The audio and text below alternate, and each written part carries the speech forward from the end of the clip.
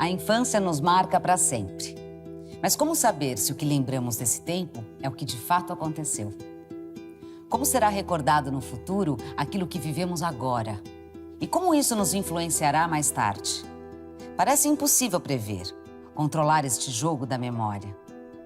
No entanto, a todo tempo, temos chances de reinventar o já vivido.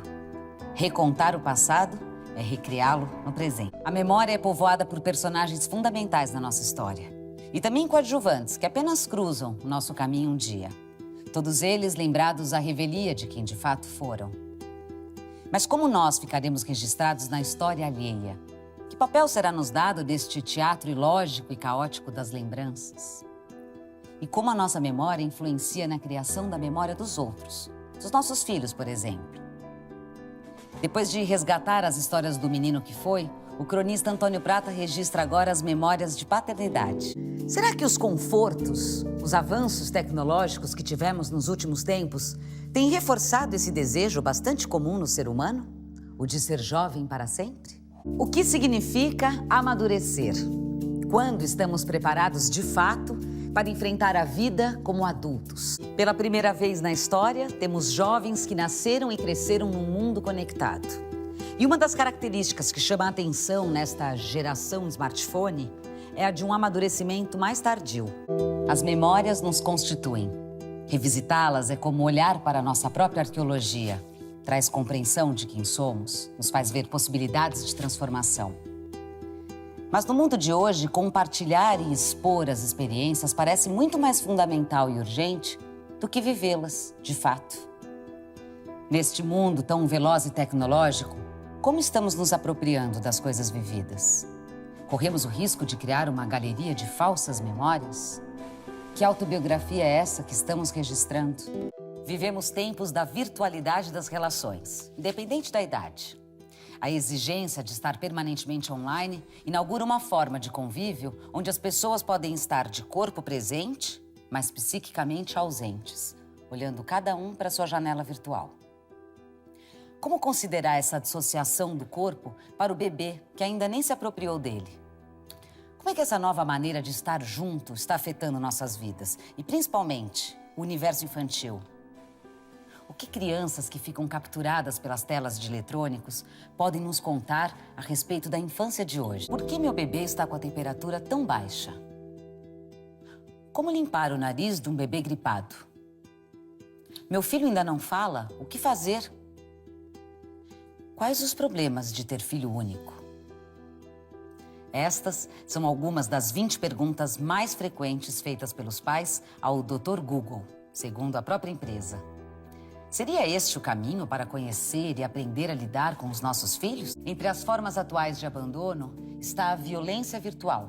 E ela começa com a negligência de pais e cuidadores absorvidos pelas telas de seus computadores e celulares. A internet tem nos encantado, como o canto da sereia que nos atrai para o mergulho nas profundezas de suas águas. Mas se nós, adultos, soubermos resistir à sedução do mito, o mesmo não acontece em relação à internet.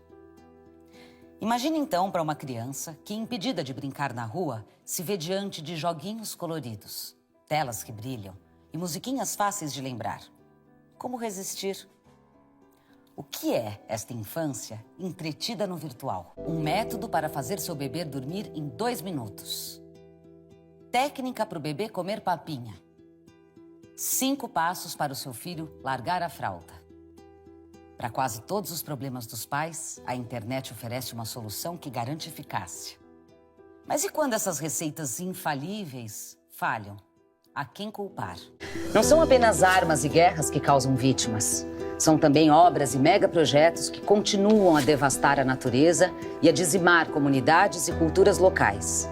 Vítimas de desastres e suas mortes não podem ser em vão. No final dos anos de 1970, o psiquiatra Dory Laub montou o primeiro vídeo-arquivo de testemunhos de sobreviventes do Holocausto. Ele seguiu também por muitos outros lugares do mundo que passaram por conflitos intensos, como Ruanda, na África do Sul. Esses depoimentos formam um arquivo do terror, mas necessário por inscrever esta catástrofe do século XX. É dar voz a quem foi calado. É escutar quem foi silenciado no passado. Segundo Fourier, o trabalho social bem organizado teria entre seus efeitos que 4 luas iluminariam a noite, que o gelo se derreteria nos polos, que a água marinha deixaria de ser salgada, que os animais predatórios entrariam a serviço dos seres humanos. Essas fantasias ilustram um tipo de trabalho que, longe de explorar a natureza, é capaz de liberar as criações que dormitam como possibilidades em seu ventre. Ao conceito corrompido de trabalho, corresponde como seu complemento aquela natureza que, segundo o pensador social-democrata Joseph Dixgen, está aí, grátis. Críticas também foram feitas ao modelo da Inglaterra pós-revolução industrial.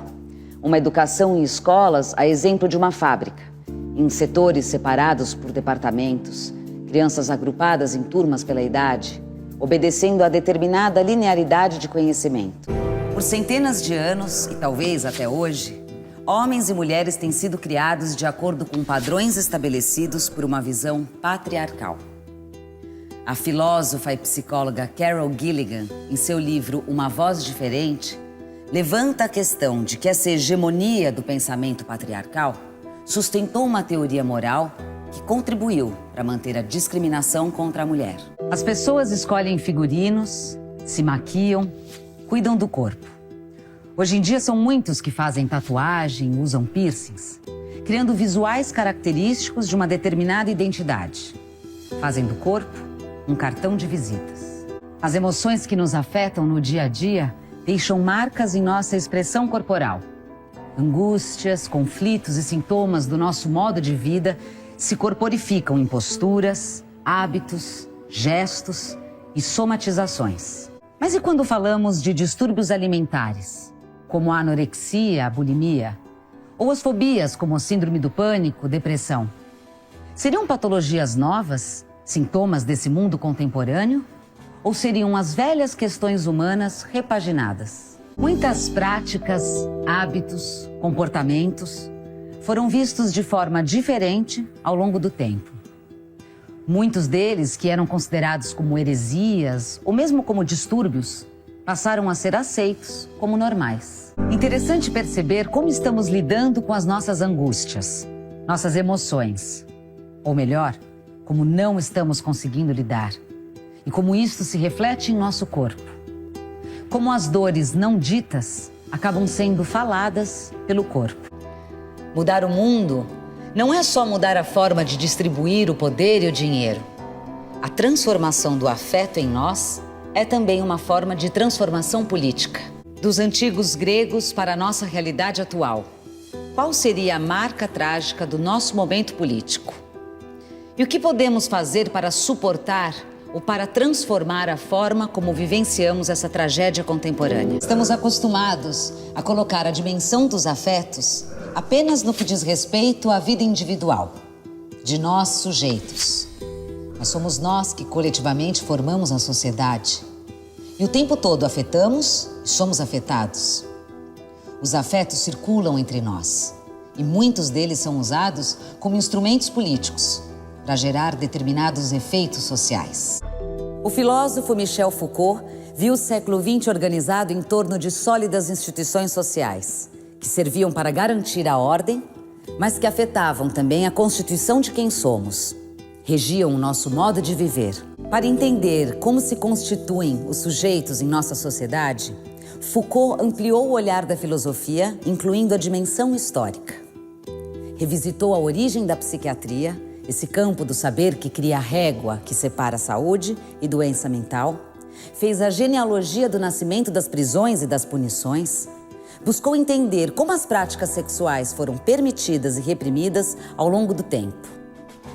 Em todas estas áreas, da saúde, da segurança, da sexualidade, ficou evidente para Foucault que o poder se exerce não apenas sobre a consciência, mas também sobre os corpos.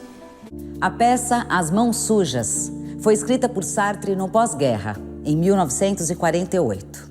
Em um país fictício da Europa Oriental, chamado Ilíria, o regente aliado dos alemães percebe que o nazismo está perdendo a guerra e que as tropas soviéticas estão se aproximando. Diante desse cenário, Dois personagens do Partido Proletário Comunista, Röderer, líder do partido, e Hugo, um jovem intelectual, entram num embate sobre o que seria o melhor a fazer. Um embate entre o pragmatismo e o idealismo. Foi a luta das mulheres por mais voz que trouxe para o espaço público debates antes trancados no ambiente doméstico. A violência nos casamentos, a escolha de querer ou não ser mãe, a desigualdade de oportunidades. As mulheres na política, na ciência, nas artes, na educação, na militância, estão fazendo a história ser diferente para cada uma delas. Mas o que ainda falta conquistar?